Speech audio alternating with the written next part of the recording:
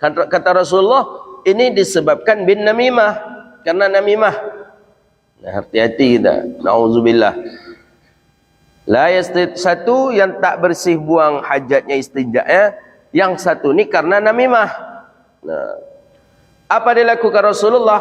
Fa akhadha jaridata ratbatan. Kemudian Nabi patahkan pelepah kurma yang ratbah. Ratbah ni yang masih basah. Ana mengatakan ratbah ini pelepah kurma yang masih di batangnya. Jadi dah dipatahkan oleh Rasulullah sallallahu alaihi wasallam. Fashaqqaha nisfain. Nabi belah dua. Pelepah kurma tadi. Ini hadis dalam Sahih Bukhari, Sahih Muslim. Kemudian fagharasa fi kulli qabrin wahidatin. Setiap kubur tadi Nabi cucu encik, Nabi tanam encik.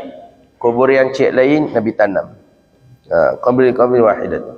Faqalu ya Rasulullah lima fa'alta hadha. Sahabat bertanya, ya Rasulullah, kenapa engkau melakukan itu ya Rasulullah? Kenapa engkau melakukan ini ya Rasulullah?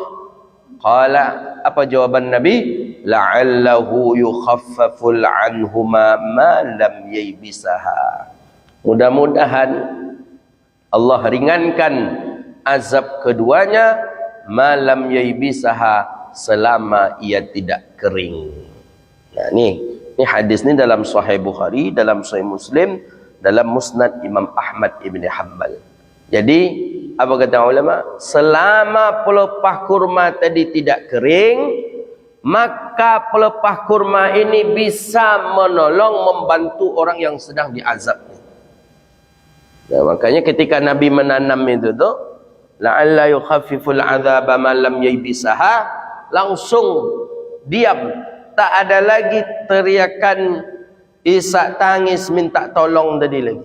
Ya, maka kata ulama apa?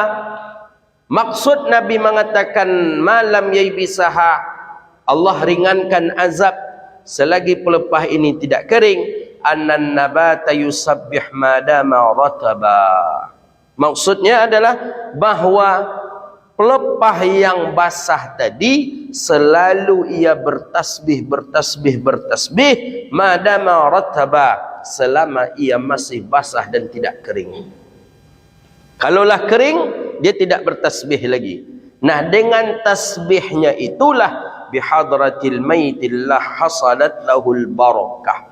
Disebabkan karena dia bertasbih itulah yang di bawah mendapatkan keberkahan. Ini hadisnya sahih dalam Sahih Bukhari, dalam Sahih Muslim. Itu dalil, hadis ini sebagai dalil orang kita Melayu, khusus Indonesia, khusus di Riau ini, setiap ada yang meninggal dunia, ditanam tanaman yang basah, yang tumbuh, kemudian diletak pula bunga-bunga yang masih cantik, yang masih basah di atas kubur. Selama bunga tadi itu masih basah dan belum kering, maka tasbih daripada bunga-bunga tadi itu akan mendapatkan, akan menghasilkan keberkahan untuk orang yang berada di bawahnya. Itu dalil. Jadi kan ada orang bilang, oh bid'ah, tak boleh menebar bunga di atas kuburan. Oh tak boleh menanam sesuatu di atas kuburan. Tak boleh. Ini hadis. Nabi menanam pelepah kurma yang basah di atas kuburan untuk meringankan azab daripada orang yang sedang diazab ini. Bayangkan pertolongan Nabi kita.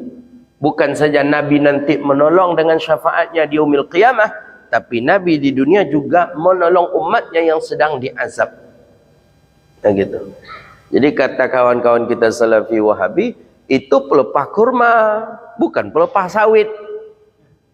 Jadi kalau ingin juga bertasbih seperti yang kata Nabi, ya tanam pula pelepah kurma katanya. Kan tempat kacau jadinya tuh. Jadi ya bukan berarti harus pelepah kurma. Makanya di ujung hadis kan disebut malam yaibisaha, selama ia tidak kering. Berarti madama rataban, apa saja jenis tumbuhan di dunia selagi dia tidak kering, maka dia bisa bertasbih. Ya. Karena dalam syarahan itu dikatakan annan nabat. Nabat itu tumbuhan. Bukan saja nakhlah, bukan saja kurma, apa saja daripada tumbuhan, selagi ia basah, maka ia akan bertasbih untuk orang yang berada di bawahnya. Jadi siapa keluarga kita, orang tua kita, jangan biar kosong di atas kubur itu, tanam tanaman. Yang lebih baik yang paling banyak daunnya. Cari tanaman yang banyak daunnya, bunganya mungkin. Apa tanaman itu kecil tapi banyak daunnya. Kayak melati itu kan banyak daunnya. Ya, karena ada dalam satu riwayat hadis juga yang jatuh itu juga bersaksi kepada Allah Subhanahu wa taala untuk orang yang berada di bawahnya tadi. Nah, gitu. Nah, fa kaifa bil muslimin? Boleh kita analogikan bahwa dengan pohon, dengan pelepah kurma, tidak ada hubungannya dengan kita. Bukan tali darah, bukan dun sanak family, pelepah kurma. Bukan sesuku, bukan satu jamaah kita dengan pelepah kurma. Bisa dia menolong dan membantu orang yang sudah meninggal dunia dan diazab di dalam kuburnya. Fakaifa binahnul muslimin? Bagaimana dengan kita kaum muslimin? Nah, ini harus jadi pelajaran untuk kawan-kawan kita yang anti membaca Yasin, yang anti membaca Fatihah, yang anti membaca takhtim, tahlil untuk orang yang sudah meninggal dunia. Nih, pelepah kurma saja tak ada hubungannya dengan kita. Kan tak ada hubungan pelepah kurma itu. Indak dun sanak Jawa, indak bertetangga Jawa, indak family Jawa. Pelepah kurma ada hubungan family juga gitu? Tidak ada. Tapi pelepah kurma bisa menolong orang yang sudah meninggal, yang sedang diazab di dalam kubur. Apalagi kita yang ada hubungan family, satu jamaah, bertetangga, karib kerabat.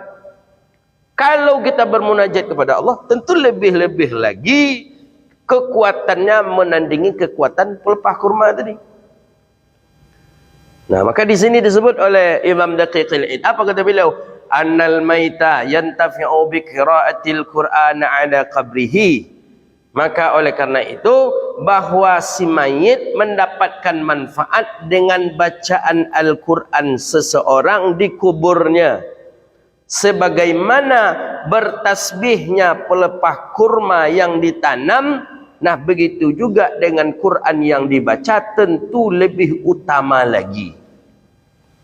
Mana yang lebih utama, pelepah tadi atau Quran langsung yang dibacakan? Tentu Quran yang dibaca lebih utama lagi, kata Imam Daqiqil Id.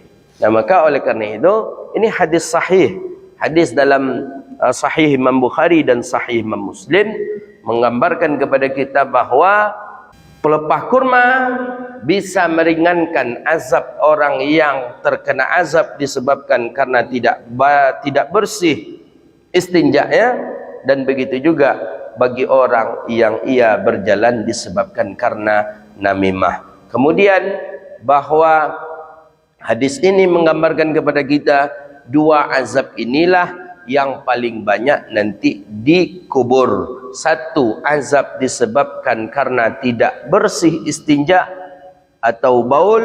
Kemudian yang kedua, azab disebabkan karena berjalan dalam keadaan namimah. Kita sudah tahu dengan hadis ini, kita sudah faham tentang azab ini, maka berhati-hatilah daripada dua keadaan ini. Bersihkan kemaluan kita ketika kita melakukan istinja, kemudian jauhkanlah perbuatan namimah. Wallahu a'lam bissawab.